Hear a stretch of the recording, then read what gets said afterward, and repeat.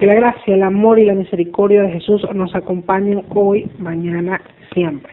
Un saludo a mis hermanos y mis hermanas amadas en Cristo del Rincón de Apologética Católica. Desde Falcón, Venezuela, yo soy Álvaro Bueno y para mí es un placer y un honor nuevamente estar dirigiéndome a ustedes para hablarles de la palabra de Dios. En este caso, hablarles del libro del Apocalipsis, un libro hermosísimo que nos revela, entre otras cosas, la misericordia y la bondad de Dios para con su pueblo. Antes de desglosar el capítulo 8 y 9, que es el que me corresponde hablarles, es importante volver a recordar valga la redundancia, el contexto histórico de el libro del Apocalipsis. Fíjate que el libro del Apocalipsis es escrito por el apóstol Juan, que estaba preso en Patmos, dirigido a las iglesias de Cristo. Pero ¿qué pasa? La iglesia en ese momento estaba comenzando a ser perseguida. En ese momento no se podía predicar, en ese momento no se podía hablar de Cristo sin ser condenado, sin ser muerto o asesinado, de manera violenta. Juan necesitaba que ese mensaje llegara a Dios porque venía de la revelación de Dios. Por lo tanto, utilizó signos y símbolos litúrgicos del Antiguo Testamento que las comunidades cristianas conocían por la enseñanza que tenía.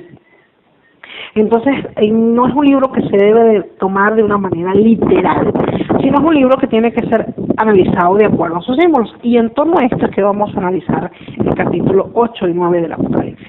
Fíjense que el versículo 1 del capítulo 8 nos habla del séptimo sello que es abierto por el Cordero. Fíjense que el Cordero en este caso simboliza a Cristo y el séptimo sello es, el sello significaba esa verdad que solamente Dios conoce. Comienza Juan diciéndoles a las comunidades cristianas, el mismo Cristo será el que nos va a revelar la verdad. El mismo Cristo será el que va a depurar y va a purificar nuestros corazones y va a darnos la luz de la verdad, que es Él mismo, porque Él mismo es camino, verdad y vida. En el versículo 2 habla de 7 ángeles que estaban al pie de Dios y le entregaron 7 trompetas. Fíjense bien, el número 7 dentro de la categoría de números perfectos y números imperfectos. El número 7 evidentemente está dentro de los números perfectos. Y estos números representan manifestaciones de Dios. Y los ángeles mismos también son manifestación de Dios, según este lenguaje. Fíjense que los ángeles han estado acompañando desde la Anunciación de María, incluso desde el Antiguo Testamento, eran ángeles los que custodiaban la alianza, los que custodiaban esas tablas con los mandamientos, porque los ángeles en ese momento representaban la custodia y la manifestación de Dios. Y las trompetas, cuando nosotros se tocan unas trompetas, por ejemplo, cuando hay desfiles de la realeza, siempre en la llegada del rey se anunciaba con trompetas. Las trompetas servían para anunciar o pregonar un mensaje, bien sea de duelo, de gozo o de anuncio. En este caso, estas trompetas hablaban acerca de que, conectándolo con el versículo 1, Dios en su máxima misericordia nos va a revelar la verdad. El anuncio de la verdad de Dios viene pronto y viene a través de Cristo. Luego hablábamos en el capítulo 8, versículo 3, de que otro ángel vino y se paró delante del altar de los perfumes con un incensario de oro. Fíjense que seguimos viendo la manifestación de Dios y hablamos acerca de el altar con un incensario de oro. El oro era símbolo de realeza, por eso es que muchos se habla, mucho se va a ver el oro en lo largo de todo este libro del Apocalipsis, porque habla del poderío y la realeza, la realidad de Dios.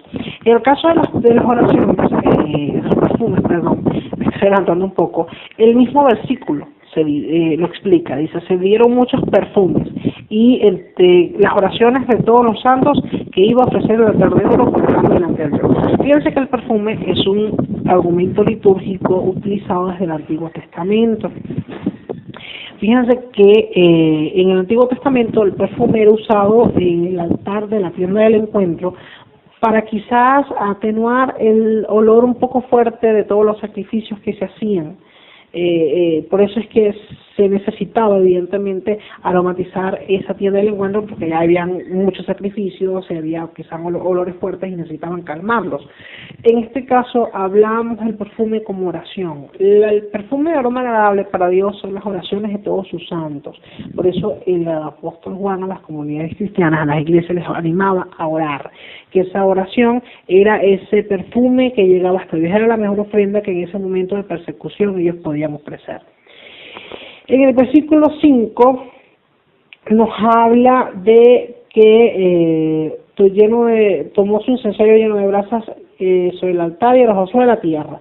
Hubo tremendos truenos, relámpagos y terremotos. La respuesta, habla acerca de la respuesta a las oraciones que ya Juan estaba exhortando a hacer. Les decía, tienen que orar y esa oración va a tener como respuesta que el mundo se va a agitar. Fíjense que en hebreo la palabra denotada para terremoto era vibración y simboliza la agitación de los hombres, y los truenos simbolizaban la voz de Dios en el juicio.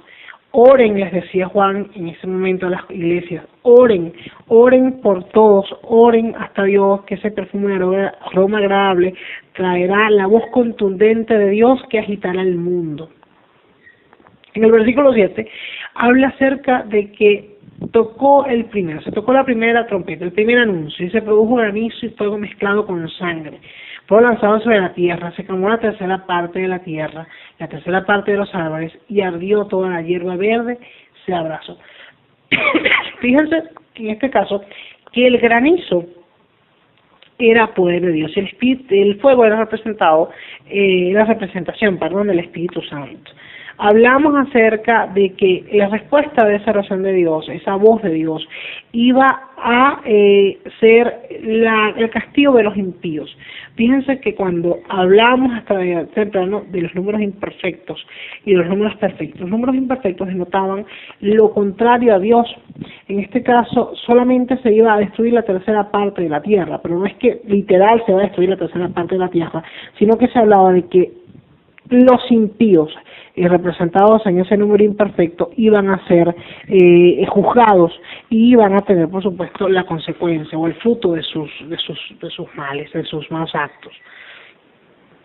Y bueno, luego dice que tocó el segundo ángel su trompeta y algo así como un inmenso cerro fue echado sobre el mar. La tercera parte del mar se convirtió en sangre. La muerte, habla acerca de la muerte de aquellos que no se convirtieron.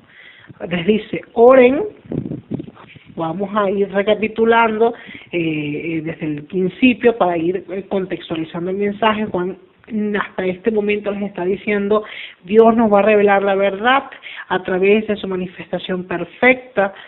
Oren por todos, oren por aquellos que se han convertido, por aquellos que aún no se han convertido, porque luego Dios va a manifestar su poderío y va a hablarles al mundo y va a juzgar con poder y gloria a todos, y los impíos pues serán castigados. Y su castigo será la muerte representada por la sangre. Porque cuando hablamos acerca de cuál es el castigo de los impíos, es la muerte eterna. Y pues, evidentemente los que se conviertan serán herederos en el nombre de Dios de la gracia eterna y de la vida eterna.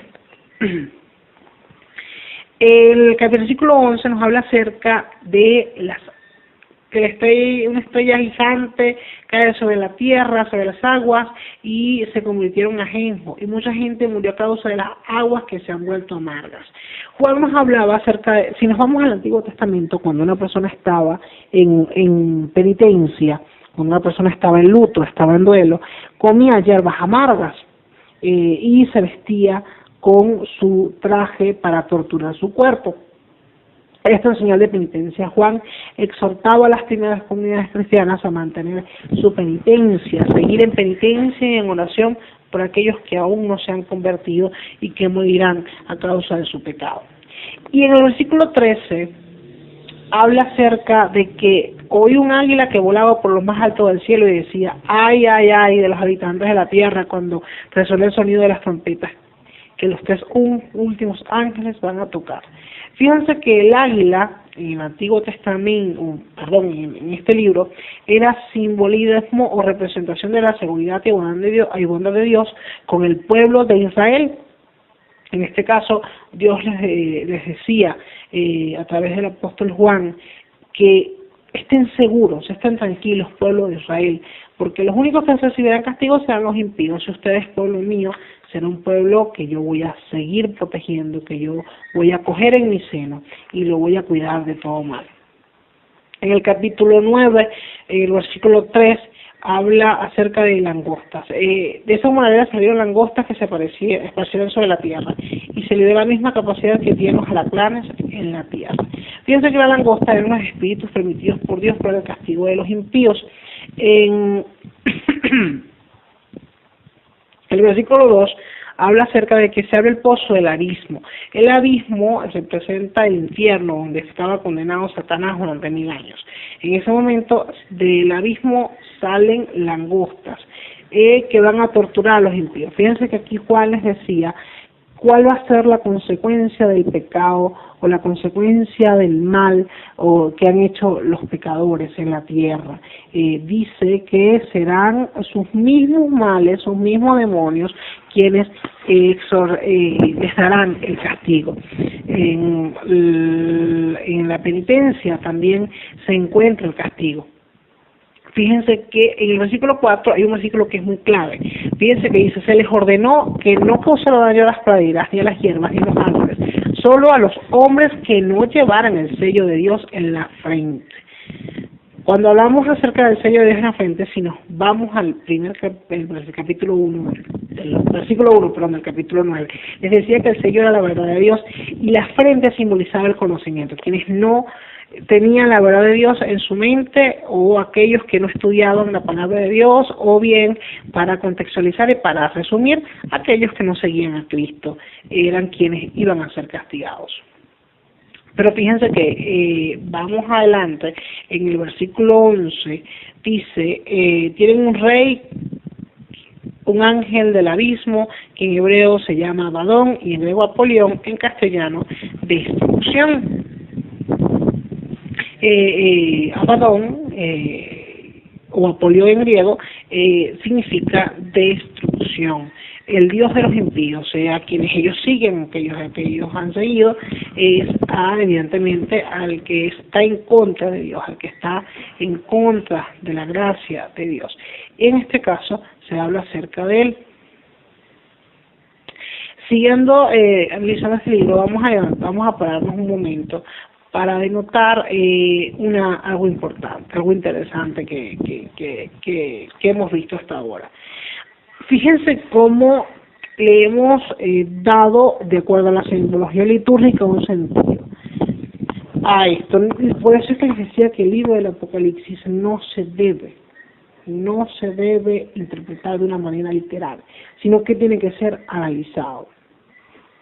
Por último, vamos a los últimos dos versículos del capítulo 9. El versículo 20 y el versículo 21. Fíjense lo que dice, cito textual. Bueno, los sobrevivientes, los que no fueron exterminados por estas plagas, no renunciaron a sus prácticas, continuaron orando a los demonios con esos ídolos de oro, plata, bronce y piedra y madera, que no pueden ver, oír ni caminar. No se arrepintieron de sus crímenes, ni de sus brujerías, ni de sus morales sexuales, ni de robos. En este caso, estos dos últimos capítulos nos habla acerca de que este es el comienzo del castigo de los impíos, que vienen más castigos que vamos a ir analizando, o que vienen más consecuencias, que vamos a ir analizando en otros capítulos, pero que la acción que origina el castigo sigue siendo la misma: el arrepentimiento de sus crímenes, de la brujería, la inmoralidad sexual, de las robos. Hablamos acerca de aquellos que no siguen la palabra de Dios. Hasta los momentos, el libro del Apocalipsis nos habla de ese mensaje de esperanza. Nos llama, ya para resumir, para terminar este tema, que pido disculpas porque ya va por 15 minutos, nos habla acerca de que Dios nos invita a tener esperanza, nos invita a tener regocijo, nos invita a vivir en oración y en penitencia por aquellos que aún no se han convertido, trabajar por la conversión de las almas, pero nos asegura que a pesar de todo, a pesar de que el mundo esté agitado, a pesar de que el mundo esté congestionado, Él siempre está con nosotros y nos va a proteger de todo mal, porque somos su pueblo, porque somos sus hijos. Nos habla a tener la calma, nos habla a no estar anunciando cosas que no son. Porque tomándote en este libro, muchas personas, muchas religiones, muchas sectas, hablan acerca de un fin, de una destrucción, de muchas cosas que quizás no son. Claro, esto por falta de estudios, por doctrinas erradas. Pero nuestro deber es simplemente mantener la calma, confiar en Dios y seguir adelante con ese mensaje que nos ha dado para todos nosotros, que es el de que no temas ni te acobardes, porque yo estaré contigo hasta el final de los tiempos, tomando un versículo del libro de Josué. Bueno, mis queridos hermanos, un abrazo inmenso, espero que este tema haya servido para su crecimiento. Les invito a seguirme a través de mis redes sociales, como siempre, estoy en Twitter como @soyalvarobueno, en Instagram @alvarobuenomorillo03 y en Facebook Ingeniero Álvaro Bueno Morillo. También, por supuesto, seguir las redes sociales de Rincón de Apologética Católica, que van a aparecerles al final de este video. Como siempre, les recuerdo que sigamos juntos, viviendo por Jesucristo resucitado. Que Dios les siga bendiciendo. Un abrazo fuerte a cada uno de ustedes y feliz año.